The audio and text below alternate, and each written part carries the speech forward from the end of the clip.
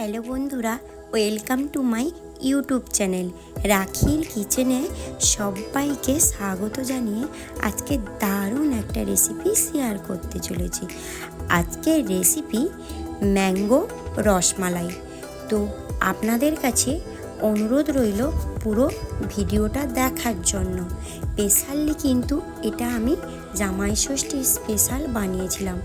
আমার একটা কারণবশত এই ভিডিওটা টাইমে আমি সেন্ড করতে পারিনি, কিন্তু এই রেসিপিটা কিন্তু অসাধারণ। আপনারা কিন্তু একবার হলেও অন্য এক সময়ে এটা ট্রাই করবেন। তো আমি এখানে নিয়েছি প্রায় 100 গ্রাম মতো ছানা। আপনারা তো ছানাটা কিভাবে কাটাতে হয় সেটা জানেন। তো আমি এখানে এই ছানাটাকে ভালো করে মুথে নেব। এটাকে ভালো করে জল ঝরিয়ে নিয়েছিলাম।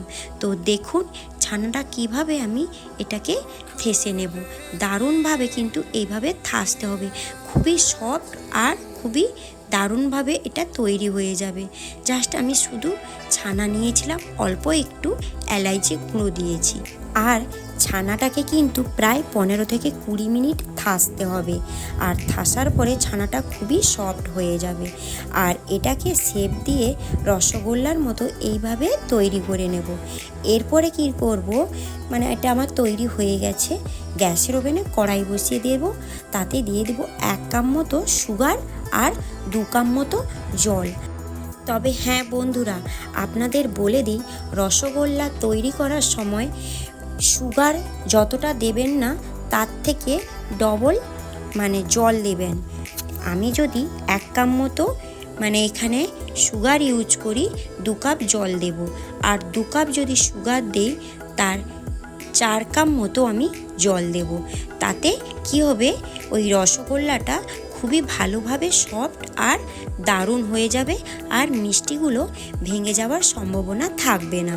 তো আমি এখানে 1 কাপ মতো সুগার আর 2 কাপ মতো জল দিয়েছিলাম, যেহেতু আমার অল্প পরিমাণে মিষ্টিগুলো হয়েছিল, অল্প কয়েকটা বানিয়েছিলাম। তো আমার এই রসগোল্লাগুলো তৈরি হয়ে গেছে।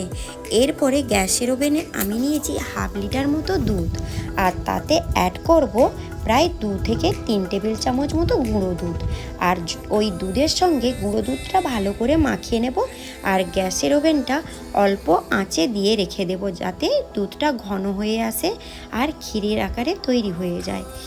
এরপরে আমি আম নিয়েছি একটা, আর আমটাকে তার ভিতরের শাঁসটা বের করে নেব। এইভাবে কেটে আমের যে গাঁতটা, আমের যে ভিতরের শাঁসটা বের করে নেব। এইভাবে বের করে আমি একটা মিক্সিতে পেস্ট করে নেব। আমি এখানে একটা আম নিয়েছিলাম। তো দেখুন বন্ধুরা, আমটাকে আমি পেস্ট করে নিয়েছি।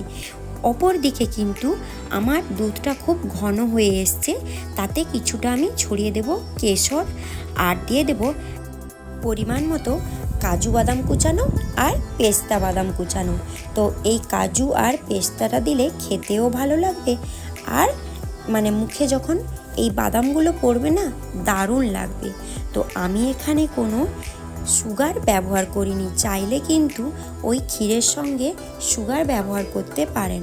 আমি যেহেতু অল্প যাতে অল্প মিষ্টিতে দারুণভাবে মিষ্টিটা হয়ে যায়, তাই আমি এখানে কোনো সুগার ব্যবহার করিনি। এখানে আমি দিয়েছিলাম একটা আমটা আমার কিন্তু খুবই মিষ্টি ছিল, আর এখানে আমি কোনো মিষ্টিটা ব্যবহার করিনি। চাইলে কিন্তু 1 চামচ মতো সুগার ব্যবহার করতে পারেন। এরপরে আমার ক্ষীরটা তৈরি হয়ে গেছে, আর ওই রসগোল্লাগুলো আমি এইভাবে খুব সুন্দর করে দিয়ে দেব। তো দেখুন বন্ধুরা, আমার রসমালাইটা কতটা সুন্দর লাগছে, আর খেতে কিন্তু অসাধারণ ছিল। এইভাবে কিন্তু অবশ্যই খুবই ঝটপট দারুণভাবে ম্যাঙ্গো রসমালাই বাড়িতে ট্রাই করবেন। সবসময় কি দোকানের মিষ্টি একঘেয়েমি ভালো লাগে? বাড়িতে কম সুগার দিয়ে দারুণভাবে টেস্টি একটা মিষ্টি রেসিপি বানিয়ে ফেলুন না। তো কম খরচে দারুণ একটা হেলদি আর টেস্টি মিষ্টি অবশ্যই ট্রাই করবেন। আপনাদের কাছে অনুরোধ রইল। আর প্লিজ বন্ধুরা, আমার এই রেসিপি যদি ভালো লেগে থাকে, প্লিজ আমার চ্যানেলটিকে সাবস্ক্রাইব করে দিবেন, আর অনেক অনেক শেয়ার করে দিবেন। আর ছোট্ট একটা কিন্তু লাইক করে দিবেন। আর অবশ্যই রেসিপিটা বানিয়ে আমাকে কমেন্টে জানাবেন। আমি এখানে একটা টিপস আপনাদের বলে দিই, এই রসগোল্লা বানানোর জন্য যদি বাড়ির ছানা হয় তাহলে তাতে কোনো ময়দা বা কর্নফ্লাওয়ার দিতে হবে না। আর দোকানের ছানা যদি হয় তাহলে অল্প কিন্তু ময়দা বা কর্নফ্লাওয়ার ব্যবহার করবেন। আর মিষ্টিটা যখন বানাবেন, রসগোল্লাটা যখন বানাবেন, সুগারটা যদি 1 কাপ হয় তাহলে জল দিবেন 2 কাপ। আর যদি সুগার 2 কাপ দিতে পারেন তাহলে এখানে 4 ভাগ 4 কাপ মতো জল দিতে হবে, তাহলে মিষ্টিটা ভেঙে যাবে না। আজকের মতো এই পর্যন্ত। কাল আবার কোনো নতুন ভিডিও নিয়ে আপনাদের কাছে চলে আসব। ততক্ষণ ভালো থাকুন।